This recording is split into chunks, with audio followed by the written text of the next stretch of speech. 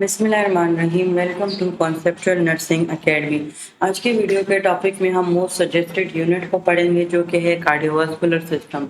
ये जो cardiovascular system होता है ये बेसिकली सर्कुलेटरी सिस्टम और हमारे ब्लड को जो ब्लड का सिस्टम है उन दोनों को मिलाकर ये कार्डियोवास्कुलर सिस्टम बनता है। ये आज के ऑब्जेक्टिव्स है जिनको हम वन बाय वन कवर करेंगे। इस चैप्टर में हम मुख्तलिफ किस्म की ब्लड सर्कुलेशन के बारे में पढ़ेंगे जिसमें कोरोनरी सर्कुलेशन है, पल्मोनरी है, सिस्टमिक है, हेपाटिक है। इन सब को जो है वो हम डिटेल के साथ पढ़ेंगे। तो सबसे पहले हम बात कर लेते हैं कार्डियोवास्कुलर सिस्टम की कि ये हमारे पास एक कॉम्प्लेक्स नेटवर्क है जो कि हार्ट, आर्टरीज, वेन्स और कैपिलरीज से मिलकर जो है वो बना हुआ है। अब ये ट्रांसपोर्ट क्या करता है, ब्लड, ऑक्सीजन एंड न्यूट्रॉन्स को ये पूरी बॉडी में जो है वो ट्रांसफर करता है, पूरी बॉडी को जो है ये ट्रांसपोर्ट करता है। इसका जो सबसे मेन ऑर्गन है वो है हमारे पास ह्यूमन हार्ट। यानी कि हमारे पास ये जो हार्ट है ये एक कॉम्प्लेक्स, ये हार्ट का स्ट्रक्चर है, ये एक कॉम्प्लेक्स मस्कुलर ऑर्गन है जो कि ब्लड को जो है वो पंप करता है। यानी कि ये मुसलसल पंप होता रहता है और ये हमारे ब्लड को पूरी बॉडी में जो है वो भेजता है। और पूरी बॉडी से जो उसको हम गंदा ब्लड कहते हैं, डीऑक्सीजनेटेड ब्लड कहते हैं। तो हमारे पास पूरी बॉडी का डीऑक्सीजनेटेड ब्लड हार्ट में आता है और फिर हार्ट से हमारे पास जो ऑक्सीजनेटेड ब्लड होता है जिसमें ऑक्सीजन शामिल हो जाता है तो वो जो है उस हार्ट के पंपिंग की वजह से पूरी बॉडी में जो है वो फैल जाता है। अच्छा, कहते हैं कि हमारा हार्ट जो है वो एक दिन में तकरीबन 1 लाख टाइम्स जो है वो पंप करता है। तकरीबन 7200 लीटर्स या 1900 गैलन्स ब्लड जो है वो हमारे पर डे जो है 1900 गैलन्स ब्लड वो हार्ट से पंप होता है। इसके साइज़ और शेप की बात करें तो ये होलो होता है, खाली। होलो का मतलब होता है खाली, फिर इसके अंदर स्ट्रक्चर्स मौजूद होते हैं, मस्कुलर ऑर्गन है, थोरैसिक कैविटी, मीडियास्टिनम में जो है ये पाया जाता है। और ये किसी, आप अगर अपने मुट्ठी बंद करें तो आपकी मुट्ठी जितनी होगी तो आपका हार्ट भी जो है वो उसी साइज़ का होगा। 14 सेंटीमीटर तक ये लॉन्ग होता है और 9 सेंटीमीटर तक जो है ये वाइड होता है। अच्छा, ये जो एपिक्स और बेस है इसको अभी जाने दें, इसको फ़िलहाल साइड पे करें। अच्छा, अब हम इसकी लोकेशन की बात करते हैं तो ये जो है हमारे पास थोरैसिक कैविटी है और ये जो है मीडियास्टिनम है। यानी कि ये जो थोरैसिक कैविटी में जो है अगर आप लोग देखें तो ये बीच का जो पूरा हिस्सा है वो मीडियास्टिनम कहलाता है। तो ये सेकंड रिब से, ये जो हमारा हार्ट है ये सेकंड रिब से स्टार्ट होता है और ये डायफ्राम पर जाकर जो है वो रेस्ट करता है। और ये जो थोरैसिक कैविटी है तो ये बेसिकली हार्ट को जो है वो प्रोटेक्शन प्रोवाइड करती है, हार्ट को, लंग्स को जो है वो प्रोटेक्शन प्रोवाइड करती है। अच्छा, अब हम बेस ऑफ द हार्ट पढ़ते हैं।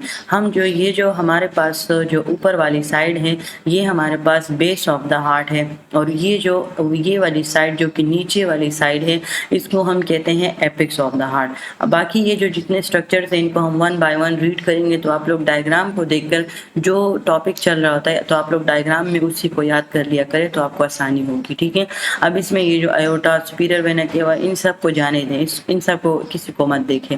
जस्ट इसमें बेस ऑफ द हार्ट को याद रखिए, ये ऑस्की के लिए इंपॉर्टेंट है और ये हमारे पास एपिक्स है, इसको भी ऑस्की के लिए याद रखें। अच्छा, अब हमारे पास कहते हैं कि हार्ट में हमारे पास 2 मेम्ब्रेन्स हैं और 3 लेयर्स हैं। तो बात करते हैं, जब अभी हम जो है अपने हार्ट, आप लोग जहन में जो आप लोगों ने हार्ट का स्ट्रक्चर देखा अभी इस तरह होगा कि अब उस हार्ट के अंदर हम जाएंगे। तो जब हमने उस हार्ट को बाहर से देखा तो उस पे हमारे पास जो है फर्स्ट मेम्ब्रेन जो थी वो फाइब्रस पेरिकार्डियम थी। हमारे पास हार्ट के 2 मेम्ब्रेन्स हैं, एक फाइब्रस पेरिकार्डियम है और एक हमारे पास सीरस मेम्ब्रेन है। ये 2 मेम्ब्रेन हमारे पास हो गई बात। जो सबसे बाहर वाला हिस्सा है यानी जो हमें बिल्कुल साफ वाज़ेह तौर पर नज़र आता है तो वो हमारे पास है fibrous pericardium, fibrous membrane. Second membrane हमारे पास सीरस मेम्ब्रेन है। अब हार्ट के 2 मेम्ब्रेन्स हैं लेकिन हमारे पास जो है सीरस मेम्ब्रेन जो है वो बजाते खुद दो मेम्ब्रेन से मिलकर, दो पेरिकार्डियम से मिलकर जो है वो सीरस मेम्ब्रेन बनाता है। यानी कि जब हमने बाहर से देखा फाइब्रस पेरिकार्डियम, उसके जब हम थोड़ा सा हार्ट के और अंदर गए तो हमने देखा कि सीरस मेम्ब्रेन दो मेम्ब्रेन में डिवाइड है। एक होती है पैराइटल पेरिकार्डियम और एक है विज़रल। आप लोग पूरी एनाटॉमी में पैराइटल और विज़रल को बहुत ज़्यादा सुनोगे। तो पैराइटल जो है वो हमेशा आउटर मेम्ब्रेन को बोलते हैं और विज़रल जो होती है वो हमेशा इनर मेम्ब्रेन होती है। तो ये जो सीरस मेम्ब्रेन है, ये दो पैराइटल मेम्ब्रेन हमने देखी और फिर उसके बाद विज़रल मेम्ब्रेन हमने देखी। इसके दो मेम्ब्रेन्स के दरमियान में हमेशा कैविटी होती है। फिर इनके दरमियान में हमने कैविटी देखी और उसके अंदर जो है वो सीरस फ्लूइड जो है वो पड़ा हुआ है। ये हमारे हार्ट के दो मेम्ब्रेन्स की बात होगी। अब हम बात करते हैं लेयर्स की। सबसे पहले मेम्ब्रेन स्टार्ट थी। अब जहाँ पर ये जो विज़रल मेम्ब्रेन है, इसी के नीचे से हमारे पास हार्ट की फर्स्ट लेयर स्टार्ट होगी। यानी कि अभी हम हार्ट के अंदर जा रहे हैं, ठीक है। तो फर्स्ट लेयर हमने विज़रल मेम्ब्रेन के बाद थोड़ा सा हम हार्ट के अंदर गए तो हमने देखा एपिकार्डियम। ये एपिकार्डियम जो था ये कनेक्टिव टिश्यू से मिलकर बना हुआ था, जिसने हार्ट के सरफेस को कवर किया था। फिर हम थोड़ा सा और अंदर गए तो हमने एपिकार्डियम मेम्ब्रेन के बाद सेकंड मेम्ब्रेन देखी, मायोकार्डियम। ये एक मस्कुलर टाइप मेम्ब्रेन थी जिसके अंदर इलास्टिक फाइबर्स मौजूद थे। ये बेसिकली कॉन्ट्रैक्शन और रिलैक्सेशन में मदद करेगी। उसके बाद हम हार्ट के थोड़ा सा अंदर गए, उसके बाद हमने देखा इंडोकार्डियम। ये इंडोकार्डियम ये एपिथेलियल और कनेक्टिव टिश्यू से मिली हुई एक ऐसी लाइनिंग थी जिसने हमारे पूरे हार्ट के अंदरूनी स्ट्रक्चर्स को जो है वो कवर किया था। यानी हमारे हार्ट के अंदर जितने भी अंदर के स्ट्रक्चर्स है, इसमें वाल्व्स का जिक्र है। हमारे दिल के अंदर कुछ दरवाजे होते हैं, वो दरवाजे जो हैं वो बहुत हमारे पंपिंग के साथ अपना फंक्शन करते हैं, जो कि हम आगे पढ़ेंगे। तो ये हमारे पास अंदरूनी जितने भी हार्ट के स्ट्रक्चर्स होते हैं तो ये एंडोकार्डियम उसको कवर कर रहा था। अच्छा, यहाँ पर अब आप लोग डायग्रामेटिकली देखें, ये पूरा हार्ट था। इसके जो हमने इस बाहर से देखा, हमने इसकी स्टडी स्टार्ट की तो सबसे पहले हमने पेरिकार्डियम देखा। वो पेरिकार्डियम दो मेम्ब्रेन्स थी उसकी, एक फाइब्रस था और एक सीरस था। हमने देखा कि बाहर का सारा हिस्सा फाइब्रस था। उसके बाद थोड़ा सा हम अंदर और गए तो हमने सीरस मेम्ब्रेन देखा। तब हमें पता चला कि ये जो सीरस मेम्ब्रेन है ये बेसिकली दो मेम्ब्रेन्स मिलकर जो है वो काम कर रही हैं, जिसमें एक हमारे पास है पैराइटल मेम्ब्रेन और एक होती है विज़रल। पैराइटल आउटसाइड मेम्ब्रेन्स है, विज़रल जो है इनर साइड मेम्ब्रेन्स हैं। तो ये दोनों मिलकर जो है सीरस मेम्ब्रेन्स को बना रहे हैं। यहाँ पर हमारे पास मेम्ब्रेन्स का किस्सा ख़त्म हो गया। हमने यहाँ पर ये जो वाइट आप लोगों को नज़र आ रहा है, इसके इन दोनों मेम्ब्रेन्स के अंदर हमने एक कैविटी देखी और उस कैविटी के अंदर हमारे पास पेरिकार्डियल फ्लूइड पड़ा हुआ है जो कि हार्ट को कोलैप्स होने से रोकेगा। ये हमारे पास हो गई दो मेम्ब्रेन। अब हम जब इस के मज़ीद अंदर गए तब हमने जो है विज़रल मेम्ब्रेन के नीचे हमारा एपिकार्डियम देखा, फर्स्ट लेयर ऑफ मेम्ब्रेन हमने देखी। उसके बाद जो है हम जब इसके अंदर गए तब हमने मायोकार्डियम देखा। ये मस्कुलर मेम्ब्रेन थी जिसके अंदर इलास्टिसिटी मौजूद थी। उसके बाद जब हम इसके और अंदर गए, अब ये हमारे पास यहाँ से ये जो स्ट्रक्चर यहाँ से जब हम इसके अंदर जा रहे हैं तो ये हमारे पास है इंडोकार्डियम। यानी कि ये जो इंडोकार्डियम है ये बिल्कुल हार्ट के अंदरूनी स्ट्रक्चर्स को भी जो है वो इसने कवर कर लिया है। तो ये यहाँ पर हमारे पास 3 लेयर्स और 2 मेम्ब्रेन्स कवर हो गए। अब अगर हम हार्ट की एक्सटर्नल एनाटॉमी की जो है वो हम बात करें तो हमारे पास हार्ट के जो है 4 चैम्बर्स होते हैं। 2 हमारे पास आर्ट्रियम होते हैं और 2 हमारे पास वेंट्रिकल्स होते हैं। ये 4 चैम्बर्स मिलकर जो है वो हार्ट के पूरे एक्टिविटी को कंट्रोल करते हैं। अच्छा, ये जो हमारे पास ऑरिकल्स होते हैं, ये ऑरिकल्स बेसिकली ये जो हमारे पास ये है राइट आर्ट्रियम और एक है लेफ्ट आर्ट्रियम। ये जो आपको पर्पल जो है ये नज़र आ रहा है, तो ये हमारे पास लेफ्ट आर्ट्रियम है और ये हमारे पास जो है राइट आर्ट्रियम है। ये हमारे पास राइट वेंट्रिकल है और ये हमारे पास लेफ्ट वेंट्रिकल है। लेफ्ट वेंट्रिकल हमारे पास इन तीनों से जो है वो सबसे ज़्यादा बड़ा है। अब इसके मेजर वेन्स की बात करते हैं। अच्छा, सुपीरियर वेना केवा है और इन्फीरियर वेना केवा है और उसके बाद हमारे पास आती हैं पल्मोनरी वेन्स।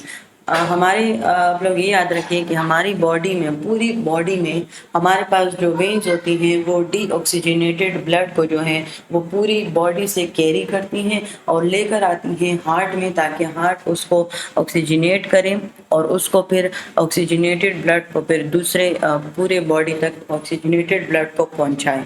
और आर्टरीज का ये काम होता है कि ये हार्ट से ऑक्सीजनेटेड ब्लड को लेती हैं और पूरी बॉडी में इसको पहुंचा देती हैं। लेकिन अब हार्ट में कुछ जगह पर चेंजेस हैं। हमारे पास पल्मोनरी वेन्स और पल्मोनरी आर्टरीज, ये हमारे पास दो एक ऐसी वेन्स होती हैं जो कि अगर वेन्स हैं तो ये ऑक्सीजनेटेड ब्लड को कैरी कर रही हैं, और जो पल्मोनरी आर्टरीज हैं वो डीऑक्सीजनेटेड ब्लड को जो है वो कैरी कर रही हैं। यानी हार्ट के अंदर हमारे पास जो है इन वेन्स और इन सिर्फ ये जो दो पल्मोनरी वेन्स हैं और ये जो दो पल्मोनरी आर्टरीज हैं, यानी कि ये हमारे पास हैं पल्मोनरी वेन्स और ये दोनों साइड पर हैं हमारे पास, राइट साइड पर भी हैं, लेफ्ट साइड पर भी हैं। पल्मोनरी आर्टरी राइट साइड पर भी हैं, लेफ्ट साइड पर भी हैं। तो ये दोनों जो हैं हमारे पास, इनका जो काम है वो उलट है। वेन्स ऑक्सीजनेटेड ब्लड को कैरी कर रही हैं और आर्टरीज जो हैं वो डीऑक्सीजनेटेड ब्लड को कैरी कर रही हैं। मेजर वेन्स में हमारे पास आता है सुपीरियर वेना केवा, ये जो ब्लू आपको नजर आ रहा है, और ये जो हमारे पास है ये है इंफीरियर वेना केवा। ये जो है पूरी बॉडी से जितना भी डीऑक्सीजनेटेड ब्लड आता है तो ये जो है इसी superior vena cava upper body के लिए जिम्मेदार होता है, और इंफीरियर वेना केवा जो लोअर बॉडी होती है वहाँ से पूरा ब्लड इंफीरियर वेना केवा के थ्रू हार्ट में आता है। अब मेजर आर्टरीज कौन सी हैं? एक होती है आयोटा। अब जब ब्लड पंपिंग के दौरान हमारे पास जो ऑक्सीजनेटेड ब्लड होता है वो इसी आयोटा के थ्रू जो है वो बनता है। ये जो है हमारे पास एक आयोटा होता है और एक हमारे पास पल्मोनरी ट्रंक होता है।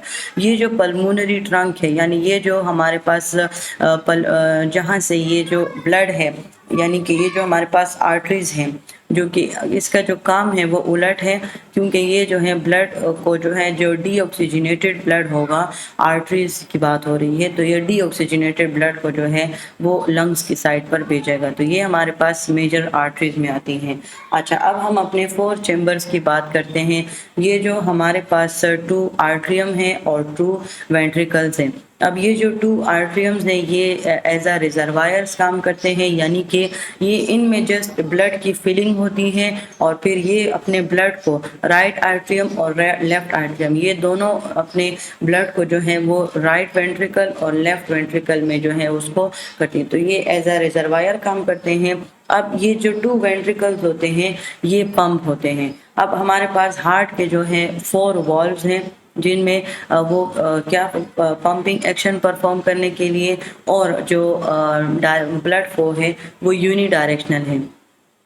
यूनी डायरेक्शनल का मतलब ये है कि ये हमारे पास जो है एक ही डायरेक्शन में जो है वो ब्लड को फ्लो करते हैं, यानी इसमें हमारे पास रिवर्स नहीं होता। अच्छा, जब कहते हैं कि जब हमारे पास राइट आर्ट्रियम और लेफ्ट आर्ट्रियम, जब ये दोनों जो हैं हमारे पास जब ब्लड को अपने अपने वेंट्रिकल्स में जो है वो कैरी कर रही होती हैं, यानी कि राइट आर्ट्रियम राइट वेंट्रिकल में हो रहा होता है और लेफ्ट आर्ट्रियम लेफ्ट वेंट्रिकल में, तो ये यूनी डायरेक्शनल ब्लड फ्लो होती है, यानी कि ये फ्लो जो है ये रिवर्स नहीं हो सकती। इसी तरह जब हम राइट वेंट्रिकल से जो है वो हम आयोटा के थ्रू, राइट वेंट्रिकल से जब हम पल्मोनरी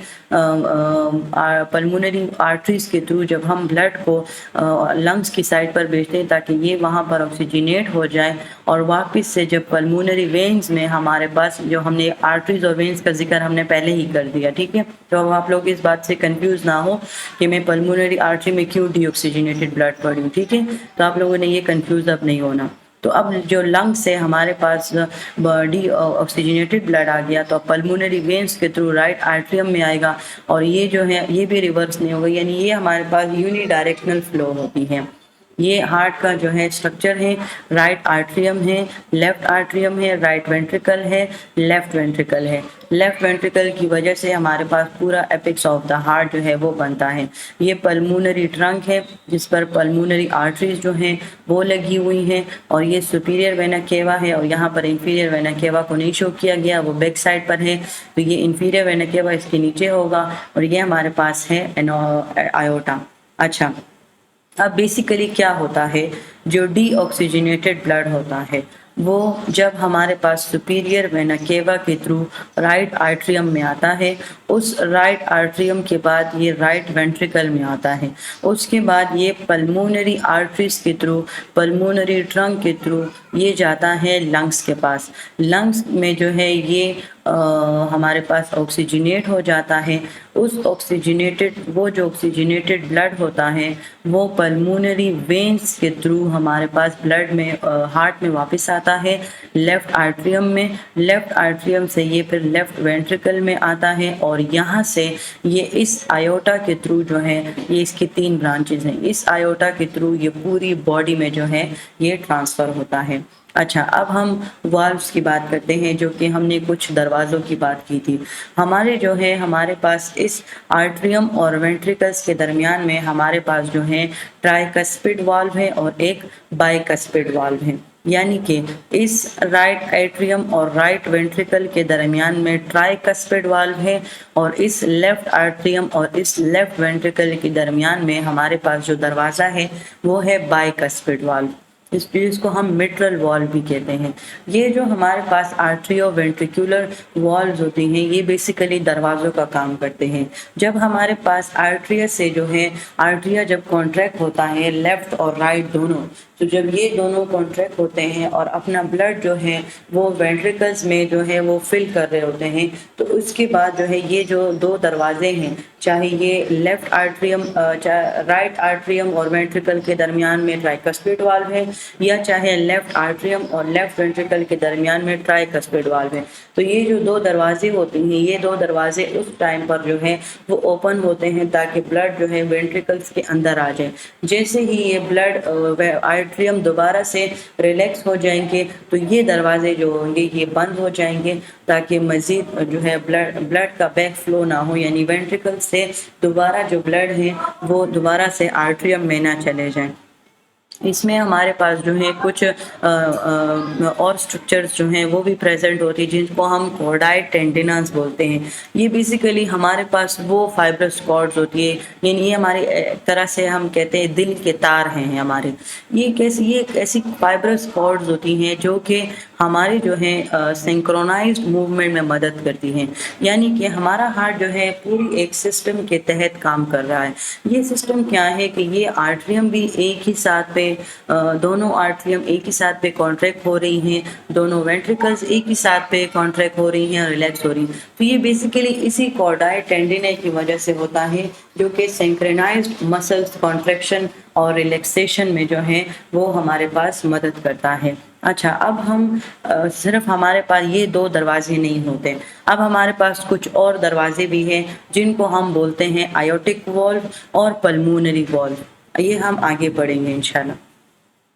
तो अब अगर हम 4 वॉल्व्स की बात करें, तो जिस तरह हमने पहले 2 डिस्कस कर लिए, अब ये जो 4 वॉल्व्स होंगी ये एक शीट बनाएंगी, सपोर्ट करेगी।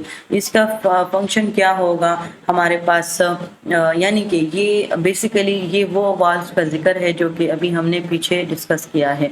अब उनके अंदर जो है हमारे पास कुछ फाइब्रस रिंग्स होंगी जो कि इन 4 वॉल्व्स को जो है वो सराउंड करेंगी। ये इनका फंक्शन सपोर्ट होगा, ताकि ये जो है सपोर्ट प्रोवाइड कर सके, चाहे वो बेस ऑफ द हार्ट है, ओपनिंग्स ऑफ जहाँ पर वो सुपीरियर वेना केवा और इंफीरियर वेना केवा जो है वो, ये बेसिकली कार्डिक मसल को एनकोर करती है। एनकोर का मतलब जिस तरह हमने सिंक्रोनाइजेशन पढ़ा, ये होती है सिंक्रोनाइज्ड मूवमेंट, यानी कि ये एक ही टाइम पे कॉन्ट्रैक्शन भी हो रही होती है और एक ही टाइम पे रिलैक्सेशन भी हो रही होती है। तो ये बेसिकली उन कार्डिक मसल्स को एनकोर हमारे पास रखती हैं। अच्छा, ये अभी हम जो है वॉल्व की बात करते हैं। इसमें अभी हम उन्हीं रिंग्स फाइब्रस रिंग्स की बात कर रहे हैं जिसने हमारे वॉल्व्स को, चाहे वो राइट आर्ट्रियोवेंट्रिकुलर वाल्व है, लेफ्ट आर्ट्रियोवेंट्रिकुलर वाल्व है, हमारे पास सिमिल्यूनर वाल्व है और एयोटिक वाल्व है। तो ये इसने इन चारों दरवाज़ों को हमारे पास इसने सराउंड किया है।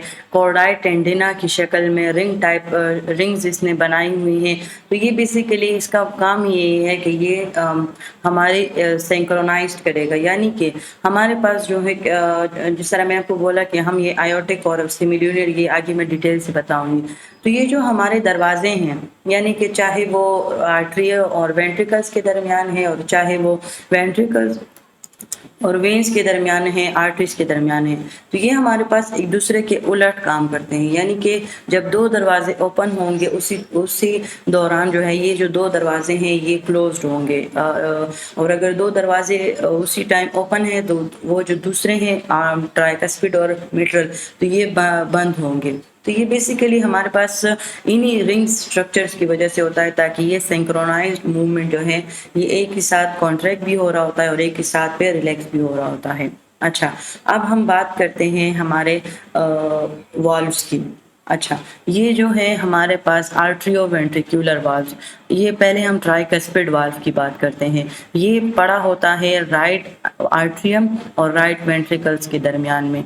तो जब राइट आर्ट्रियम कॉन्ट्रैक्ट हो रहा होता है उस टाइम पे ये जो हमारे पास ट्राइकस्पिड वाल्व है ये ओपन होता है। इस ओपन में हमारे पास क्या होगा कि ये जो उस टाइम पे हमारे पास ये सिमिल्यूनर वाल्व जो है ये बंद है, ठीक है। अभी हमारे पास जस्ट आर्टरी और वेंट्रिकल्स के दरमियान में जो दरवाजे हैं अभी सिर्फ वो ओपन हैं।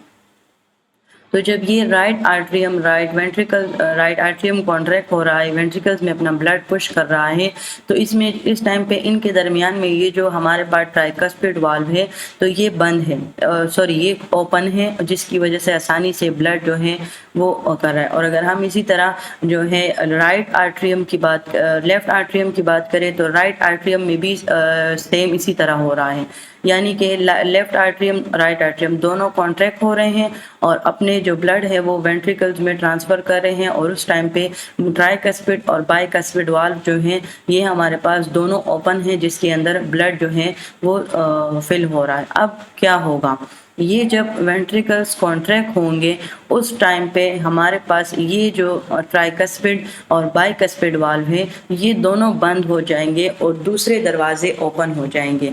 एक हमारे पास इसमें आयोटिक वाल्व है और एक हमारे पास इसमें पल्मोनरी वाल्व है। ये जो हमारे पास पल्मोनरी वाल्व है ना, ये इसी राइट वेंट्रिकल और पल्मोनरी आर्टरीज के दरमियान में मौजूद है। तो इस टाइम पे जब ट्राइकस्पिड वाल्व बंद हो जाएगा, ये जो हमारे पास पल्मोनरी वाल्व है, सिमिल्यूनर वाल्व है, ये हमारे पास ओपन हो जाएगा, जिसके थ्रू राइट वेंट्रिकल कॉन्ट्रैक्ट होगा और राइट जो है पल्मोनरी वेन आर्टरीज के थ्रू अपना जो ब्लड है वो ब्लड की लंग्स की तरफ भेजेगा। और उसी टाइम पे जब हमारे पास ये जो लेफ्ट वेंट्रिकल्स है जब ये कॉन्ट्रैक्ट होगा तो इसके नतीजे में हमारे पास बाइकस्पिड वाल्व जो है ये बंद हो जाएगा और आयोटिक वाल्व ओपन हो जाएगा, जिसके थ्रू वो जो ब्लड है वो पूरी बॉडी में चला जाएगा। जब ट्राइकस्पिड और बाइकस्पिड वाल्व जो हैं ये जब ओपन होते हैं तो सिमिल्यूनर वाल्व और आयोटिक वाल्व जो है ये क्लोज होते हैं। फिर उसके बाद जब वेंट्रिकल्स कॉन्ट्रैक्ट हो रहे होते हैं तो वो जो बाइकस्पिड और ट्राइकस्पिड वाल्व हैं ये बंद हो जाते हैं और सिमिल्यूनर और एयोटिक वाल्व जो हैं ये ओपन हो जाते हैं और अपने अपने फंक्शन परफॉर्म करते हैं।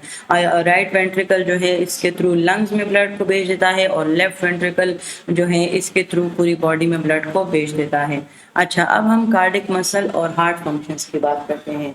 हमारे पास जो है बेसिकली 3 टाइप्स ऑफ टिश्यूज हमारे पास मौजूद होते हैं। एक होते हैं स्केलेटल, जो कि जिसके थ्रू जो है हमारे स्केलेटन के साथ अटैच होते हैं, जिसके थ्रू हम मूवमेंट करते हैं, ये हमारे कंट्रोल में होते हैं। स्मूथ मसल वाल या डाइजेस्टिव ट्रैक, रेस्पिरेटरी ट्रैक, इस तरह के ट्रैक्स में शामिल होते हैं, ये हमारे अंडर कंट्रोल नहीं होते। इसी तरह फिर हमारे पास तीसरी टाइप में है कार्डिक मसल्स। ये वो मसल्स होते हैं जो हमारे कंट्रोल में नहीं होते। इनमें हमारे पास कुछ फाइबर्स लगे होते हैं। फाइबर्स का आप लोगों ने सुई धागा तो देखा है ना, तो ये फाइबर्स बेसिकली वो जो धागा होता है ये उसका काम करता है, यानी ये डिफरेंट स्ट्रक्चर्स को जो है वो एक दूसरे के साथ अटैच रखता है। इनके दरमियान में जो है हमारे पास कुछ डिस्क होती हैं जिनके अंदर हमारे पास एक्शन पोटेंशियल जो है वो जनरेट हो रहा होता है। अब ये एक्शन पोटेंशियल्स क्या हैं, ये हम conduction system of the heart में पढ़ेंगे। ठीक है, तो अब कार्डिक मसल क्या करता है कि ये कॉन्ट्रैक्ट हो रहा होता है, रिलैक्स हो रहा होता है, जिसकी वजह से हमारे पास जो है वो पंपिंग होती है। इनमें जो मेजॉरिटी है उनमें हमारे पास जो है उसमें न्यूक्लियस जो है वो पाया जाता है, जिसमें हमारे पास एक्टिन एंड मायोसिन मायोफिलामेंट्स हैं। ये एक्टिन और मायोसिन ये हमारे पास क्या है कि ये बॉडी के कॉन्ट्रैक्शन और रिलैक्सेशन में जो है ये मदद करते हैं। इनके माइटोकॉन्ड्रिया इनमें अबंडेंट होता है। अब माइटोकॉन्ड्रिया चूँकि power house of the cell है, इस वजह से इनको जो है एटीपी जो है बहुत ज़्यादा चाहिए होती है। इनमें इनके अंदर बहुत ज़्यादा अबंडेंट माइटोकॉन्ड्रिया होता है। हमारा जो हार्ट फंक्शन है, कार्डिक मसल्स फंक्शंस हैं, तो ये एक ऐसे फंक्शंस हैं जिनको बहुत ज़्यादा एनर्जी चाहिए होती है। अच्छा, अब फंक्शंस पढ़ते हैं। जब ब्लड प्रेशर को जनरेट करना, यानी जब ये ब्लड को पंप करता है तो एक प्रेशर के साथ पंप करता है, उसी प्रेशर को हम ब्लड प्रेशर कहते हैं। ये जो हमारा हार्ट है ये दोनों सर्कुलेशन को जो है वो सेपरेट करता है, पल्मोनरी और systemic. Pulmonary circulation in short हम ये पढ़ते हैं कि जब पूरी बॉडी से डीऑक्सीजनेटेड ब्लड हार्ट में आएगा तो वो पल्मोनरी सर्कुलेशन होगी, और वही ब्लड जब डीऑक्सीजनेट ब्लड था वो ऑक्सीजनेटेड होकर जब पूरी बॉडी में वापस जाएगा तो वो सिस्टमिक सर्कुलेशन होगी। ये बेसिकली हमारे पास वन वे ब्लड फ्लो होती है, क्योंकि इनमें हमारे हार्ट के अंदर भी दरवाजे हैं जो ट्राइकस्पिड बाइकस्पिड वाल्व हमने पढ़े हैं। इसी तरह जो हमने सेमिल्यूनर वाल्व, एओर्टिक वाल्व पढ़ा, तो ये बेसिकली वन वे फ्लो के लिए जो है वो जिम्मेदार होते हैं। अब ब्लड सप्लाई के रेगुलेशन की हम बात करें तो ये कॉन्ट्रैक्शन रेट और फोर्स को जो है ये चेंज कर सकते हैं, और जो मेटाबॉलिक नीड्स होती हैं उसके अकॉर्डिंग ब्लड को पहुंचाते हैं। जितने भी हेल्दी पीपल हैं तो वो अपने कार्डिक आउटपुट को जो है वो इंक्रीज़ कर सकते हैं बाय 300 to 500%, यानी कि इसका जो ताल्लुक है वो हमारे लाइफस्टाइल के साथ, हमारे मेटाबॉलिक नीड्स के साथ जो है इसका ताल्लुक है, जिसके अकॉर्डिंग ये जो ब्लड सप्लाई है ये जो है इंक्रीज भी हो सकती है। अच्छा, अब हम पढ़ते हैं ब्लड सर्कुलेशन। ब्लड सर्कुलेशन क्या होती है, इसको हमने दो हिस्सों में डिवाइड किया है, एक पल्मोनरी सर्किट और एक होती है सिस्टमिक सर्किट। अब आर्टरीज क्या हैं? आर्टरीज वो वेसल्स हैं जो कि ब्लड को जो है ऑक्सीजनेटेड ब्लड को हार्ट से दूर लेकर जाएंगी, यानी बॉडी की तरफ उसको लेकर जाएंगी। वेन्स वो होंगी जो कि ब्लड को जो है डीऑक्सीजनेटेड ब्लड को हार्ट की तरफ लेकर आएंगी। कैपिलरीज वो स्मॉल ब्लड वेसल्स होती हैं जिनमें हमारे पास डिफ्यूजन ऑफ गैसेज होती हैं, न्यूट्रिएंट्स होती हैं, वेस्ट मटेरियल हमारे पास ये होता है। ये बेसिकली प्लाज्मा और इंटरस्टिशियल फ्लूइड के दरमियान में ये एक्सचेंज होता है, और ये एक्सचेंज कैपिलरीज के थ्रू हमारे पास होता है। अगर हम सिस्टमिक सर्कुलेशन की बात करें तो इस सर्कुलेशन में क्या होगा, ये हमारे पास हार्ट के लेफ्ट साइड पर हमारे पास होता है। इसमें बेसिकली वो जो हार्ट है वो हमने जो लंग्स के थ्रू जब वो हमारे पास पल्मोनरी वेन्स के through left side of the heart में जब आता है, अब क्या होगा, पल्मोनरी वेन्स में वो ब्लड आया, लेफ्ट आर्ट्रियम में बाइकस्पिड वाल्व उसमें मौजूद है। बाइकस्पिड वाल्व के नतीजे में यानी उसकी मदद से ये लेफ्ट वेंट्रिकल में आ गया। लेफ्ट वेंट्रिकल के जैसे ही आया तो जब ये कॉन्ट्रैक्ट होने लगेगा बाइकस्पिड वाल्व जो है ये बंद हो जाएगा, और हमारे पास आयोटिक वाल्व जो है ओपन हो जाएगा।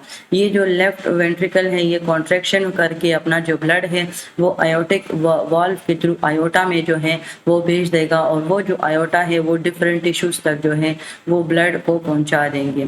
ये जो सिस्टमिक सर्कुलेशंस हैं इनको हमने सब सिस्टम्स में भी जो है वो डिवाइड किया है पार्टिकुलर रीजन्स के अकॉर्डिंग, यानी कि आप लोग सबसे पहले पल्मोनरी सर्कुलेशन को पढ़े, फिर हम इस स्ट्रक्चर को समझ लेंगे।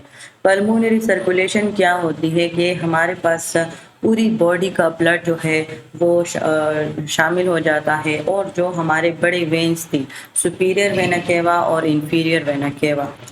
सुपीरियर वेना केवा ने जो है वो अपर बॉडी से ब्लड डीऑक्सीजनेटेड ब्लड को जमा किया। इंफीरियर वेना केवा ने लोअर बॉडी से डीऑक्सीजनेटेड ब्लड को जमा किया। अच्छा, ये स्लाइड में जो है पहले पल्मोनरी सर्कुलेशन होना चाहिए था और फिर सिस्टमिक सर्कुलेशन, लेकिन ये चूंकि ऑथेंटिक स्लाइड से इस वजह से मैंने स्टूडेंट्स की खातिर इसको चेंज नहीं किया। लेकिन अगर आप लोग पहले पल्मोनरी सर्कुलेशन याद रखें और फिर सिस्टमिक, तो आपको आसानी से समझ आ जाएगी। ठीक है, तो फिर अभी क्या किया कि यहाँ पर हमारे पास अपर बॉडी और लोअर बॉडी से जो ब्लड है वो सुपीरियर और इंफीरियर में आ गया। इस सुपीरियर और इंफीरियर की वजह से ये आ जाएगा राइट आर्ट्रियम में। वो राइट आर्ट्रियम से जो है ब्लड जो है राइट वेंट्रिकल में चला जाएगा। किस दरवाजे के थ्रू? ट्राइकस्पिड दरवाज़ा है, उसके थ्रू ये राइट वेंट्रिकल में आ जाएगा। उसके बाद ये जो दरवाज़ा है ये बंद हो गया। अब राइट वेंट्रिकल कॉन्ट्रैक्ट होगा और अपना जो ब्लड है वो पल्मोनरी वॉल्व्स के थ्रू पल्मोनरी आर्टरीज में जो है वो भेज देगा। अब चूँकि ये एक पॉइंट मैंने पहले ही क्लियर कर दिया कि हमारे पास पल्मोनरी आर्टरीज ऐसी आर्टरीज हैं जो कि फर्स्ट आर्टरीज हैं बॉडी की, डीऑक्सीजनेटेड ब्लड को कैरी कर रही हैं, और वेन्स जो आर्म वेन्स हैं वो ब्लड को हार्ट की तरफ लेकर आ रही हैं। डीऑक्सीजनेटेड ब्लड है, लेकिन पल्मोनरी वेन्स जो हैं वो ऑक्सीजनेटेड ब्लड को कैरी कर रही हैं। ठीक है, तो ये पॉइंट तो ये क्लियर रखें। तो ये राइट वेंट्रिकल से पल्मोनरी आर्टरीज के थ्रू जो है ये हमारे पास लंग्स में गया, और फिर उस लंग से फिर हमारे पास वापस आएगा left side of the heart में। और ये जो मैंने आपको जो समझाया है तो ये उसी तरह जो है वो होगा। अच्छा, अब हम इन दोनों को जो है डायग्रामेटिकली थ्रू सीखते हैं। यहाँ पर जो है हमारे पास सिस्टमिक और पल्मोनरी दोनों का जिक्र है। तो मैं सबसे पहले आपको पल्मोनरी सर्कुलेशन स्ट्रक्चर पढ़ाऊंगी और उसके बाद फिर हम सिस्टमिक सर्कुलेशन पढ़ेंगे। अच्छा, यहाँ पर बेसिकली क्या होता है, ये जो है हमारे पास वेन्स जो होती हैं वो ब्लू होती हैं और जो आर्टरीज होती हैं वो रेड होती हैं। तो अब बेसिकली क्या हो रहा है कि ये जो हमारे पास right side of the heart है, यानी कि यहाँ से पूरी ब्लड जो है इंफीरियर वेना केवा और सुपीरियर वेना केवा के थ्रू ये जो ब्लड है ये हमारे पास राइट एट्रियम में आ गया। इन दोनों के दरमियान में हमारे पास ट्राइकस्पिड वाल्व था। इस राइट एट्रियम से ये राइट वेंट्रिकल्स में आ गया। तो जब ये राइट वेंट्रिकल कॉन्ट्रैक्ट होगा, इसके नतीजे में ये जो दरवाज़ा है ट्राइकस्पिड वाल्व का ये बंद हो जाएगा और हमारे पास पल्मोनरी वाल्व जो है ये ओपन हो जाएगा। अब पल्मोनरी वाल्व के थ्रू ये हमारे पास पल्मोनरी आर्टरीज में जाएगा, वहाँ पर जो है ये लंग्स में जो है ये ऑक्सीजनेट हो जाएगा। अब इसकी आगे की स्टोरी हम इस स्ट्रक्चर में सीखेंगे। तो जब यहाँ से लंग्स में कैपिलरीज में जो है हमारे पास ऑक्सीजनेटेड ब्लड शामिल हो गया, तो ये ब्लड आ गया left side of the heart में, यानी कि राइट आर्ट्रियम में आ गया। राइट आर्ट्रियम से राइट वेंट्रिकल लेफ्ट आर्ट्रियम में आया और लेफ्ट आर्ट्रियम से लेफ्ट वेंट्रिकल में आया बाइकस्पिड वाल्व मिट्रल वाल्व के थ्रू। यहाँ से ये जाएगा आयोटिक वाल्व में। जब ये आयोटिक वाल्व होगा तो ये उस टाइम पे मिट्रल वाल्व क्लोज हो जाएगा। तो ये जब ओपन हो जाएगा तो ये हमारे पास जो है पल्मोनरी वेन्स के थ्रू ये आयोटा में जाएगा और आयोटा से ये पूरे ऑर्गन सिस्टम में जाएगा। उस ऑर्गन सिस्टम में ये कैपिलरीज में जो है एक्सचेंज हो जाएगा और फिर कैपिलरीज से दोबारा जो है वो वेन्स में आएगा और ये जो सिलसिला है ये चलता रहता है। यहाँ पर आपको समझाने के लिए जो है एक और डायग्रामेटिकली थ्रू भी आपको समझाया गया है। यानी कि अब क्या हो रहा है कि ये जो है हमारे पास सिस्टेमिक ब्लड कैपिलरीज हैं जिसने जो है ब्लड और उसको एक्सचेंज कर दिया है। अब ये जो ब्लड है ये इसको भी ऑक्सीजन की ज़रूरत है, ठीक है। तो ये आया है सुपीरियर वेना केवा और इंफीरियर वेना केवा में। पूरी अपर बॉडी से सुपीरियर वेना केवा में ब्लड शामिल हो गया और लोअर बॉडी से जो है इंफीरियर वेना केवा में कोरोनरी साइनस, ये हार्ट के अपने स्ट्रक्चर्स की बात हो रही है, तो ये इसमें जो है ये शामिल हो गया।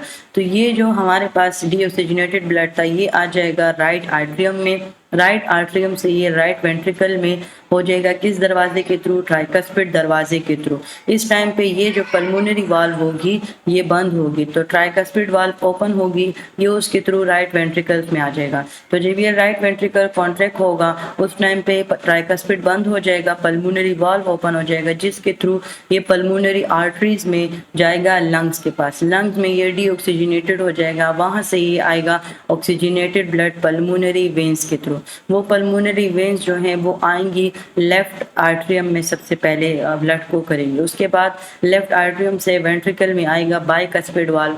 फिर जब ये वेंट्रिकल कॉन्ट्रैक्ट होगा, बाइकस्पिड वाल्व बंद हो जाएगा, आयोटिक वाल्व के थ्रू ये जाएगा आयोटा में और दोबारा से पूरी बॉडी में चला जाएगा। फिर उस बॉडी में फिर से कैपिलरीज में एक्सचेंज होकर दोबारा से वेन्स में आ जाएगा। तो ये जो पूरा जितना भी ब्लड फ्लो है वो सिस्टम है वो हार्ट के थ्रू होता रहता है। अब हम पढ़ते हैं कोरोनरी सर्कुलेशन, यानी कि ये हमारे पास वो ब्लड सप्लाई होती है जिसमें जस्ट हम हार्ट मसल्स की तरफ जो ब्लड सप्लाई होती है वो हमारे पास होती है। अब कोरोनरी आर्टरीज हमारे पास मौजूद हैं, यानी कि ये वो कोरोनरी सर्कुलेशन है जो कि हार्ट के अंदर है। यानी कि ये जो हमारे पास पेपिलरी मसल्स हैं, ये जो हमारे पास कोरोनरी आर्टरीज हैं जो कि इसी आर्टरियम्स और वेंट्रिकल्स में जो है ये डिवाइडेड हैं। तो ये बेसिकली अब हम इनके दरमियान में जो आर्टरीज और वेन्स गुजरती हैं, अभी तो हमने सिर्फ जस्ट इनके ये ऊपर वाली वेन्स को डिस्कस किया। अब ये हमारे पास वो वेन्स हैं जो कि इनके अंदरूनी स्ट्रक्चर में जो है वो पड़ी हुई हैं। तो जब उनको ब्लड सप्लाई होता है, यानी हम अपने ही हार्ट को जब ब्लड सप्लाई करते हैं तो वो कोरोनरी सर्कुलेशन होती है। इनमें फिर हमारे पास कोरोनरी आर्टरीज शामिल होती हैं जिसमें हमारे पास एसेंडिंग आयोटा है, राइट एंड लेफ्ट है।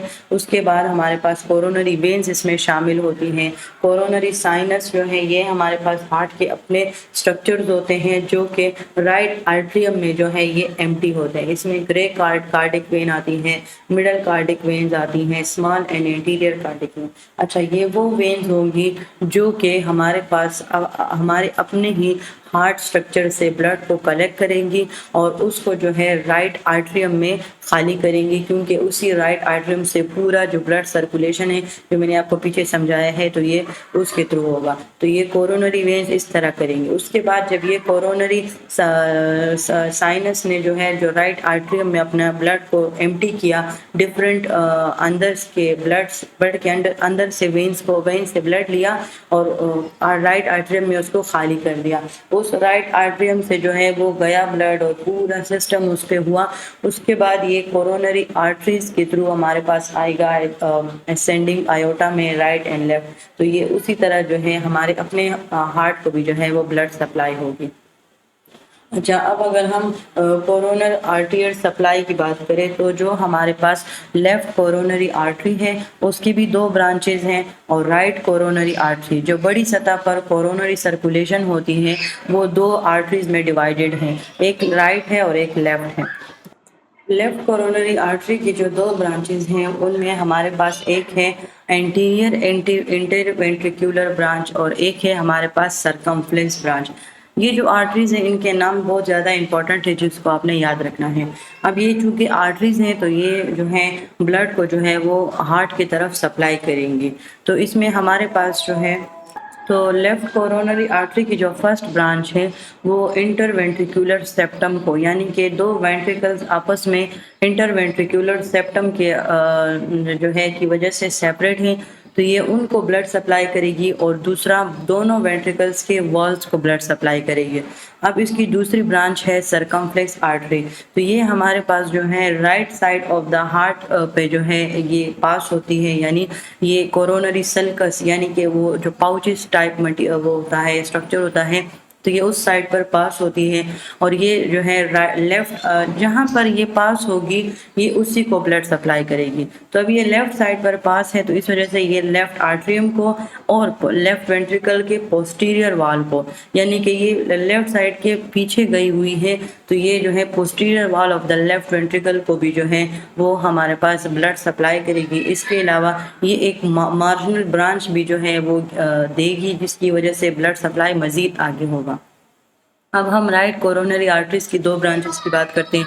इसमें एक है हमारे पास राइट मार्जिनल आर्टरी, जो कि lateral side of the right atrium और वेंट्रिकल को ब्लड सप्लाई करती है, और पोस्टीरियर इंटरवेंट्रिकुलर ब्रांच जो कि posterior walls of the anterior walls को एंटीरियर इंटरवेंट्रिकुलर ब्रांच सप्लाई कर रही है, और पोस्टीरियर वॉल्स को पोस्टीरियर इंटरवेंट्रिकुलर ब्रांच जो है वो ब्लड सप्लाई करेगी। तो ये बेसिकली हमारे पास जो है वो कोरोनरी आर्टरीज है, जिसमें ये जो है हमारे पास राइट कोरोनरी आर्टरी है, और ये हमारे पास है लेफ्ट कोरोनरी आर्टरी। उसके बाद इस राइट आर्टरियम ने जो है हमारे पास जो है दोनों आर्टरीज जो है ये, इसमें एक हमारे पास पोस्टीरियर इंटरवेंट्रिकुलर आर्टरी हमारे पास आती है, और एक हमारे पास ये है मार्जिनल आर्टरी। तो ये इसने दो ब्रांचेस दी हैं। अब अगर हम लेफ्ट कोरोनरी आर्टरीज की बात करें तो ये जो है left side of the heart पे गई है, यानी कि ये जो है सरकमफ्लेक्स आर्टरी है, और ये देखिए ये जो लाइट रेड है ये जो है पिछली साइड पर भी जो है वो हमारे पास गई है, और एक ये हमारे पास है एंटीरियर इंटरवेंट्रिकुलर आर्टरी। तो ये बेसिकली हमारे पास आर्टरीज होती है जो कि हार्ट को ब्लड सप्लाई कर रही हैं। अच्छा, ये हमारे पास वो वेन्स हैं इसमें ये कार्डिक वेन्स हो गई, कोरोनरी साइनस है, ये हमारे पास कोरोनरी साइनस है। तो ये जितने भी हमारे पास वेन्स होती हैं ये इसी साइनस में जो है अपने आप को खाली करती हैं, और ये जो साइनस जाता है और राइट एट्रियम और पल्मोनरी सर्कुलेशन का जो है वो हिस्सा बन जाता है। अब हम पढ़ते हैं हेपेटिक पोर्टल सर्कुलेशन। अब जिस तरह हमने पल्मोनरी सर्कुलेशन और सिस्टमिक सर्कुलेशन पढ़ा, तो इसी तरह ये हमारे पास हेपेटिक पोर्टल सर्कुलेशन है। अब ये क्या है, इसमें बेसिकली हमारे पास लिवर जो है वो इन्वॉल्व हो गया है। ये किस चीज़ के लिए ज़िम्मेदार है कि ये पूरी बॉडी के, जिसमें हमारे पास जो है डाइजेस्टिव जो है वो सिस्टम आता है। ये डाइजेस्टिव सिस्टम से या डाइजेस्टिव ऑर्गन से हमारे पास नर्व्स के थ्रू वहाँ से न्यूट्रिएंट्स को और जो है वहाँ से उसको इकट्ठा करेगा, और उसको ब्लड के साथ मिक्स करते हुए हेपेटिक वेन्स के थ्रू भेजेगा जो है इंफीरियर वेना केवा के पास। अब ये बेसिकली होता किस वजह से है, ये जो हमारे पास इसमें डिफरेंट वेन्स जो हैं ये शामिल होती हैं, जिसमें हमारे पास स्प्लेनिक वेन हो गई, गैस्ट्रिक वेन हो गई, सिस्टिक वेन्स हैं, मेसेंट्रिक वेन है। तो ये बेसिकली ये हमारे पास वो वेन्स होती हैं जो कि डाइजेस्टिव सिस्टम में जो है ये इन्वॉल्व होती हैं। तो ये जब हमारे पास कोई भी खुराक हम लेते हैं, अब हमने वो खुराक जो है वो पास हो गई, तो जो हम डाइजेस्टिव सिस्टम में हम पढ़ेंगे कि किस तरह हम जो है खुराक से न्यूट्रिएंट्स को जो है वो एक्सट्रैक्ट करते हैं। तो फिर वो जो न्यूट्रिएंट्स होती हैं वो इन वेन्स के थ्रू हमारे पास लिवर की एक सबसे बड़ी वेन होती है जिसको हम हेपेटिक पोर्टल वेन कहते हैं। तो ये जो जितनी भी छोटी छोटी वेन्स होती हैं ये इस हेपेटिक पोर्टल वेन के थ्रू हमारे पास जो है वो आती हैं, और उसके अंदर अपने न्यूट्रिएंट्स जो हैं वो उनको खाली करती हैं। तो अब बेसिकली क्या होगा, ये जो हेपेटिक पोर्टल वेन होती है ये लिवर में जाती हैं, और लिवर जो है वो इस न्यूट्रिएंट्स को ब्लड के साथ जो है वो मिक्स कर देता है। फिर जब ये ब्लड के साथ मिक्स हो जाता है ये हेपेटिक वेन्स के थ्रू जाती है इंफीरियर वेना केवा, और ये फिर पल्मोनरी सर्कुलेशन का जो है वो हिस्सा हो जाती है। इसका फिर फ़ायदा ये होता है कि इसमें ब्लड के साथ साथ न्यूट्रिएंट्स की जो है उसकी ट्रांसपोर्टेशन भी जो है वो हो जाती है। ये जो लिवर है अब इसने जो है न्यूट्रिएंट्स को ब्लड के साथ मिक्स करते हुए इंफीरियर वेना केवा में भेज दिया। अब इसके बदले में हेपेटिक आर्टरीज क्या करेंगी कि जो हार्ट से जो ब्लड सप्लाई होगा उसके साथ जो न्यूट्रिएंट्स होंगे, जो ब्लड होगा वो हेपेटिक आर्टरी के थ्रू जो है वो लंग में लिवर में आएगा, और ये उसको जो है वो ब्लड सप्लाई करेगा। अच्छा, इसी तरह हमारे पास जो है cystic vein, left gastric vein, splenic vein है, inferior and superior mesenteric veins हैं। ये जितनी भी हमारे पास वेन्स हैं ये अपने आप को हेपेटिक पोर्टल वेन्स में जो है वो खाली करेंगी।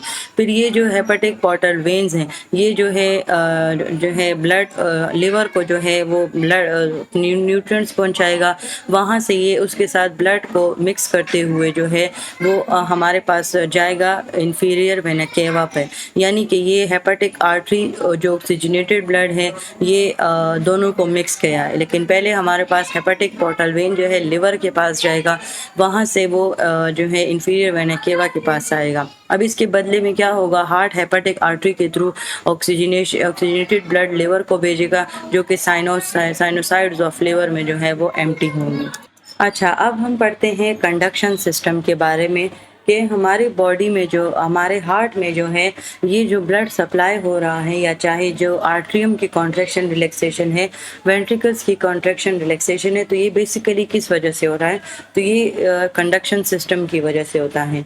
जो हार्ट जो है वो ब्लड को पंप करता है बॉडी की तरफ, तो ये बेसिकली जिस तरह हमने पढ़ा कि कॉन्ट्रैक्शन और रिलैक्सेशन होती है कार्डिक मसल्स की, वो मसल कहाँ पर मौजूद है, मायोकार्डियम, जो कि हार्ट की सेकेंड लेयर थी, जो कि हमने बिल्कुल स्टार्ट ऑफ द टॉपिक हमने पढ़ा था कि उसमें हमारे पास इलास्टिसिटी थी, जिसकी वजह से वो कॉन्ट्रैक्ट रिलैक्स हो सकती थी। इसके अलावा जो है हमारे पास उसके अंदर इंटरकैलेटेड डिस्क मौजूद है, जो कि इम्पल्सिस को अलाउ करते हैं कि वो सेल्स और जो है डिफरेंट टाइप्स ऑफ सेल्स से, टिश्यूज से वो गुजरें, ताकि वो जो है फंक्शंस परफॉर्म कर सके। अब वो किस तरीके से होगा हम पढ़ेंगे। हमारे पास जो है जो कंडक्शन सिस्टम है, ये बेसिकली हार्ट रेट को कंट्रोल करता है।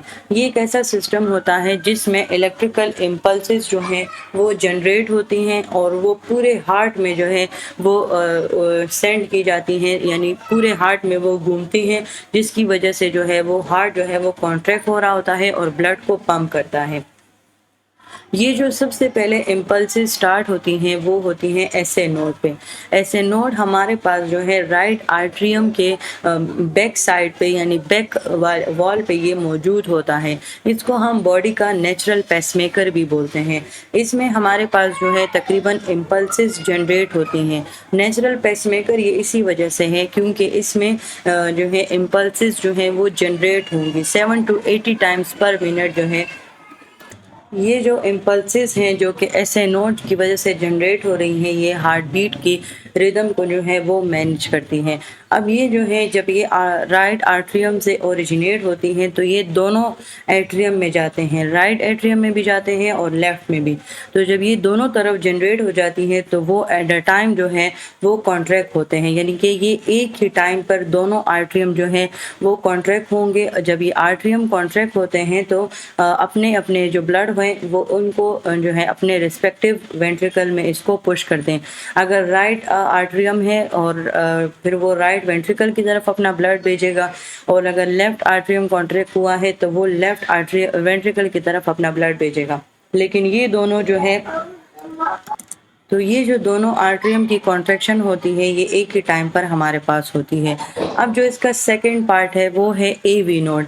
ऐसे नोड में जो है वो आर्ट्रियम जो है वो कॉन्ट्रैक्ट हो गए। अब एवी नोड की बात है। ये जो एवी नोड होता है ये दोनों राइट आर्ट्रियम के सेप्टम में पड़ा होता है, यानी कि ये हमारे पास जो है जो आर्ट्रियल और वेंट्रिकल जो ये दोनों एक दूसरे से, तो ये जो एसए नोड जहाँ से जनरेट हुआ था वो आर्ट्रियम के बैक वाल थी। अब एवी नोड जो है ये बिल्कुल आर्ट्रियम और वेंट्रिकल के दरमियान में होगा, इसलिए इसको एवी नोड जो है वो कहा जाता है। अब इसके जो इम्पल्सेस होते हैं वो हमारे पास थोड़े से डिले होते हैं। वो क्यों डिले होते हैं? क्योंकि एसए नोड में जो है वो बेसिकली वेंट्रिकल्स की ब्लड रिफिलिंग हो रही होती है, तो इस वजह से ये जो एवी नोड होते हैं इनके इम्पल्सेस जो हैं वो थोड़े से स्लो होते हैं। अब ये क्या करते हैं कि ये आर्ट्रियम को इतना टाइम देते हैं कि आप जो है कॉन्ट्रैक्ट हो जाओ, और वेंट्रिकल्स के कॉन्ट्रैक्ट होने से पहले पहले आप उसमें अपना जो सारा ब्लड है वो उसको दे दो। तो ये इसलिए ये इम्पल्सेस थोड़े से लेट जो हैं वो जनरेट होते हैं। अब जब ये जो एवी नोड है, अब अगर ये जनरेट हो गई तो उससे क्या होगी कि दोनों वेंट्रिकल्स पे जाएंगी और ये दोनों वेंट्रिकल्स को जो है वो वेंट्रिकल्स को कॉन्ट्रैक्ट करेंगी। तो अब ये जो राइट वेंट्रिकल है, अब ये क्या करेगा, सिमिल्यूनर वाल्व के थ्रू हमारे पास ब्लड को जो है वो पल्मोनरी आर्टरीज के थ्रू भेज देगा लंग्स के पास, और at the same time left ventricles जो हैं वो आयोटिक वाल्व के थ्रू अपना ब्लड जो है वो बॉडी की तरफ भेज देगा। तो ये दोनों वेंट्रिकल्स एक ही साथ पे कॉन्ट्रैक्ट होंगी एवी नोड की मदद से। ये हमारे पास बेसिकली ये जो एसए नोड है ये यहाँ पर है। उसके बाद ये जो हमारे पास आर्ट्रियम और वेंट्रिकल ये जहाँ पर एक दूसरे से डिवाइड होते हैं, तो ये एवी नोड जो है ये यहाँ पर मौजूद होता है। इसकी वजह से क्या होता है कि दोनों वेंट्रिकल्स जो हैं वो कॉन्ट्रैक्ट हो जाते हैं।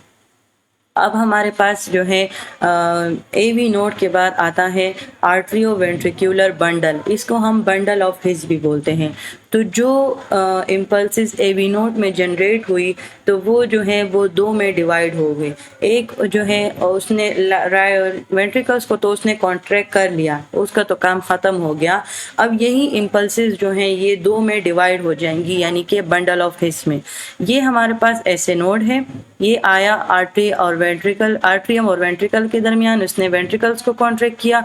उसके बाद ये गया बंडल ऑफ हिस में, जो है ये डिवाइड हो गया। एक ये राइट बंडल ऑफ हिस बन गया और एक ये लेफ्ट बंडल ऑफ हिस जो है ये बन गया। ये जो ब्रांचेज होती हैं ये एक्सटेंड होती हैं बॉटम ऑफ द हार्ट की तरफ, यानी ये हमारे पास बॉटम ऑफ द हार्ट है और ये दोनों जो बंडल ऑफ हिस है right and left bundle branches इसने बना ली, तो अब ये दोनों तरफ ये डिवाइड हो गया। अब हमारे पास जो है ये जो बंडल है, अब ये मज़ीद आगे जो है पुरकिंजी फाइबर्स बनाएंगे। फाइबर्स के मैंने आपको पहले ही बताया है। तो अब ये इम्पल्सेस जो हैं, जो कि हमारे पास जो लेफ़्ट बंडल ब्रांचेस थी और राइट बंडल ब्रांचेस थी, वो मज़ीद ब्रांचेस में जो है वो उन्होंने बना ली। तो उन्होंने जो है पुरकिंजी फाइबर्स बनाए, या फाइबर्स का वर्ड जहाँ पर भी आएगा तो इसको आप लोगों ने एक धागे की तरह याद रखना है कि इनकी मिसाल धागों की तरह होती है, किसी भी स्ट्रक्चर को जो है वो कनेक्ट रखने में जो है वो मदद करते हैं। अब ये बंडल ऑफ हिस और ये जो बंडल ब्रांचेस हैं और उसके बाद उसका पुरकिंजी फाइबर्स बना, ये जो है ट्रांसमिट करते हैं इम्पल्सिस को, जिसकी वजह से जो है दोनों वेंट्रिकल्स जो हैं वो एट द सेम टाइम पे जो है वो कॉन्ट्रैक्ट हो रही होती हैं। अब जो एवी नोड है उसकी वजह से भी कॉन्ट्रैक्शन हुई, उससे इम्पल्सिस आई, उसने बंडल ऑफ हिस बनाया, फिर वो राइट एंड लेफ्ट में हो गया। जब वो राइट एंड लेफ्ट में हो गया तो इसने दोनों तरफ जो है वो जो राइट एंड लेफ्ट के बाद उसने पुरकिंजी फाइबर्स बनाए, तो ये दोनों तरफ हो गए। तो दोनों तरफ के जो वेंट्रिकल्स होंगे वो आसानी के साथ जो है वो कॉन्ट्रैक्ट हो जाएंगे। अब ये जो वेंट्रिकल्स कॉन्ट्रैक्ट हो गए, तो अब जिस तरह राइट वेंट्रिकल जो है वो इसमें अब पल्मोनरी वाल्व्स और आयोटा का जिक्र आ गया। अब जिस तरह मैंने पहले बताया कि जब वेंट्रिकल्स कॉन्ट्रैक्ट होंगे एट द सेम टाइम पे, तो राइट वेंट्रिकल पल्मोनरी आर्टरीज के थ्रू ब्लड को लंग्स में भेज देगा ताकि वहाँ से ऑक्सीजनेट हो सके, और लेफ्ट वेंट्रिकल कॉन्ट्रैक्ट होके आयोटिक वाल्व में भेज देगा, आयोटा में, ताकि वो जो है उसको ब्लड को पूरी बॉडी तक पहुँचा सके। तो जब ये वेंट्रिकल्स अपने कॉन्ट्रैक्शन जो है ये जब कंप्लीट कर लेते हैं तो ये जब रिलैक्स हो जाते हैं, उसके बाद दूसरा साइकिल चलता है, फिर दोबारा से ऐसे नोड जो है वो इनिशिएट होता है, दोबारा से वो इम्पल्सिस को जनरेट करता है, और फिर एवी नोड और फिर बंडल ऑफ हिस, और ये जो पूरा जितना भी कंडक्शन सिस्टम है तो ये एक कार्डिक साइकिल बनाता है। इस साइकिल के थ्रू ब्लड जो है वो इम्पल्सिस जो है वो ट्रांसफ़र होती हैं, SA node, AV node, bundle of His, bundle branches, Purkinje fibers, और उसके बाद जो है वो जो इम्पल्सिस होती हैं वो वेंट्रिकल्स के रिलैक्स तक वो इम्पल्सिस ख़त्म हो जाती हैं, फिर एक कार्डिक साइकिल कंप्लीट हो जाता है और फिर दूसरा कार्डिक साइकिल जो है वो स्टार्ट हो जाता है। ये हमारे पास वो जो हार्ट स्ट्रक्चर्स है, यानी कि ये जो हैं ये अभी हमने ये पढ़ा है। ऐसे नोड, यहाँ से फिर वो एवी नोड आया, यहाँ से उसने बंडल ऑफ हिस दिया, बंडल ब्रांचेस गए, एक लेफ़्ट की तरफ गए और एक राइट की तरफ गए, राइट की तरफ गए और लेफ़्ट की तरफ गए। उसके बाद इसने आगे जो है पुरकिंजी फाइबर्स बनाया और ये यहाँ पर ये इम्पल्सिस ख़त्म हो गए, फिर ये साइकिल जो है दोबारा से स्टार्ट हो गया, तो ये एक कार्डिक साइकिल बनाता है। अब कार्डिक साइकिल क्या है? ये वो साइकिल होता है, ये इसके उन इवेंट्स का पूरा एक मजमुआ है जिसके थ्रू ब्लड जो है वो एक हार्ट बीट में जो ब्लड सप्लाई होता है, तो ये बेसिकली वो साइकिल कंप्लीट होता है।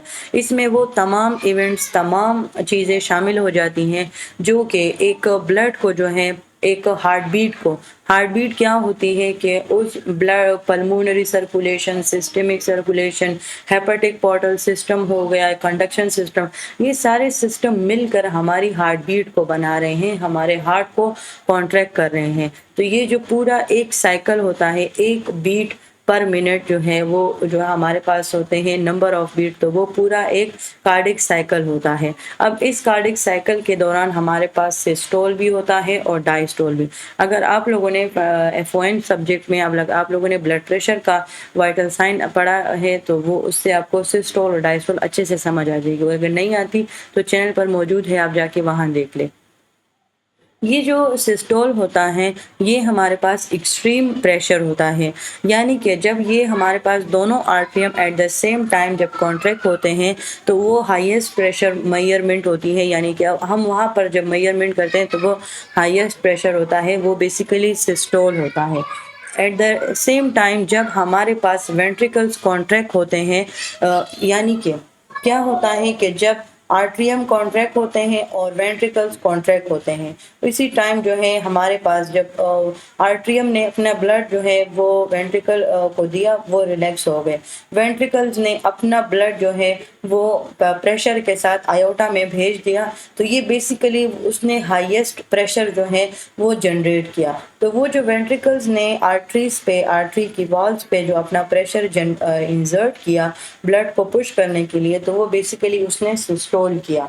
उसके बाद जब ये वेंट्रिकल्स आपस में रिलैक्स हो जाते हैं तो वो वेंट्रिकल्स की रिफिलिंग दोबारा से शुरू हो जाती है, क्योंकि आर्टरियम दोबारा से कॉन्ट्रैक्ट हो जाता है।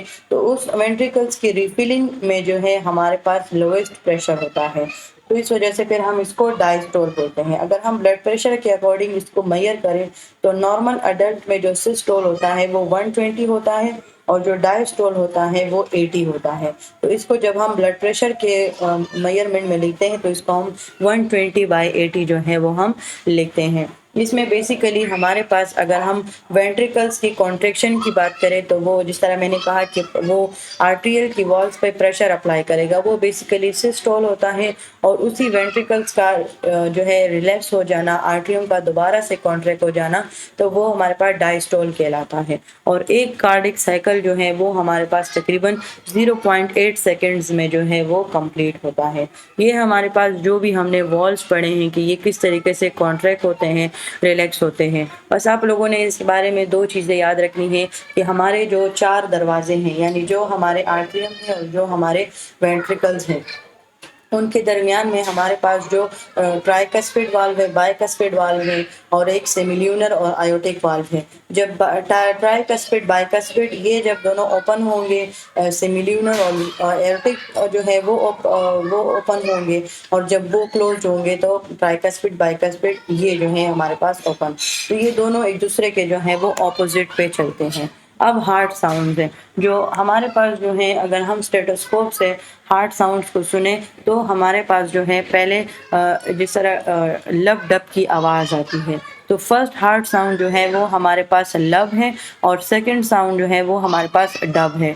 अब जो फर्स्ट हार्ट साउंड है तो ये बेसिकली जब हमारे पास ये जो वॉल्व्स होती हैं, ये जब वेंट्रिकुलर सिस्टोल हो रहा होता है, यानी कि जब वेंट्रिकल्स कॉन्ट्रैक्ट हो रहे होते हैं और वो जो हमारे पास ट्राइकस्पिड और बाइकस्पिड वॉल्व जो है वो ओपन है और सिमिल्यूनर और एओर्टिक वाल्व जो है वो बंद है। तो ये जो है दोनों इन सब वेंट्रिकुलर सिस्टोल की वजह से जो फर्स्ट साउंड आती है वो लब होता है। और डब जब हमारे पास आयोटिक और पल्मोनरी वाल्व जो हैं ये उनकी रिजल्ट जो है ये क्लोज रहे वेंट्रिकुलर जब हमारे पास हो रहा था, यानी कि जब वेंट्रिकुलर सिस्टोल होता है, वेंट्रिकल्स कॉन्ट्रैक्ट हो रहे होते हैं, तो ट्राइकस्पिड और बाइकस्पिड जो है वो उस टाइम पे बंद हो जाते हैं और सिमिल्यूनर और आयोटिक ओपन हो जाते हैं। और उसके बाद जब डब साउंड आता है उसमें वेंट्रिकुलर डायस्टोल होता है, वेंट्रिकल्स रिलैक्स होते हैं, तो उसमें हमारे पास जो है जो ट्राइकस्पिड और बाइकस्पिड है ये ओपन हो जाते हैं और आयोटिक और पल्मोनरी ये हमारे पास क्लोज हो जाते हैं। अब थर्ड साउंड आती है, ये ओकेजनल होती है, यानी कि ये जो है इतनी मतलब कभी सुनाई देगी और कभी नहीं देगी। ये बेसिकली जो है ये हमारे पास अगर हम करें तो ये टर्बुलेंट ब्लड की वजह से जब वो ब्लड जो है वो वेंट्रिकल्स में जो है वो फिल आउट हो रहा होता है, यानी जब वो 1/3 ऑफ डायस्टोल हो गया होता है तो ये उस टाइम पे ये साउंड सुनाई देती है। तो ये हमारे पास सिस्टोल है जो कि वेंट्रिकल्स की कॉन्ट्रैक्शन की वजह से हमारे पास होगा। उसके बाद जो है हमारे पास पहले आर्ट्रियल सिस्टोल होता है कार्डिक साइकिल में, आर्ट्रियम कॉन्ट्रैक्ट होते हैं, इसको हम आर्टीरियल सिस्टोल कहते हैं। उसके बाद हमारे पास सेकंड में आता है वेंट्रिकुलर सिस्टोल। उसके बाद जो है हमारे पास उस टाइम पे आर्टीरियल डायस्टोल हो जाता है और वेंट्रिकुलर सिस्टोल हो जाता है, यानी कि ये कॉन्ट्रैक्ट हो जाते हैं उस टाइम पे। फिर वेंट्रिकल्स जब रिलैक्स होते हैं तो उस टाइम पे वेंट्रिकुलर डायस्टोल होता है। उसके बाद आर्टीरियल सिस्टोल यानी आर्ट्रियल कॉन्ट्रैक्शन दोबारा से होता है। ये पूरा एक कार्डिक साइकिल है जो कि 0.8 सेकेंड्स में जो है वो कंप्लीट होगा। अच्छा, कार्डिक आउटपुट, जितना ब्लड जो है 1 मिनट के अंदर वो जो ब्लड है वो पंप होगा हार्ट की वजह से, तो वो हमारे पास कार्डिक आउटपुट कहलाएगा। इसको हम मेजर कैसे करते हैं कि इसमें हम हार्ट बीट और हमारे पास जो स्ट्रोक वॉल्यूम है यानी पर इजेक्शन, लेफ्ट वेंट्रिकल से पर इजेक्शन कितना जो वॉल्यूम है ब्लड है वो पंप हुआ है, तो इसको हम आपस में मल्टीप्लाई करते हैं। हमारे पास जो है तकरीबन 75 बीट्स पर मिनट होते हैं और इसको जब हम स्ट्रोक वॉल्यूम यानी पर इजेक्शन 70 ml वॉल्यूम वेंट्रिकल से इजेक्ट होता है, तो जब हम इसको आपस में मल्टीप्लाई करते हैं तो ये हमारे पास तकरीबन 5250 ml पर मिनट जो है ये हमारे पास कार्डिक आउटपुट देता है। अब सर्कुलेटरी सिस्टम का फंक्शन क्या है? न्यूट्रिएंट्स को डिस्ट्रीब्यूट करना, ऑक्सीजन कार्बन डाइऑक्साइड को एक्सचेंज करना, वेस्ट मटेरियल को इम्प्रूव करना, एंडोक्राइन ग्लैंड्स की सिक्रीशन को डिस्ट्रीब्यूट करना, एक्सेसिव ब्लीडिंग को प्रिवेंट करना, इन्फेक्शन को और टेम्परेचर को जो है वो रेगुलेट करना। और यहीं तक हमारे पास कार्डियोवास्कुलर का फर्स्ट पार्ट यानी सर्कुलेटरी सिस्टम एंड करता है। हम ब्लड जो है इसका दूसरा पार्ट है उसको हम नेक्स्ट वीडियो में कवर करेंगे। Thank you so much for your attention.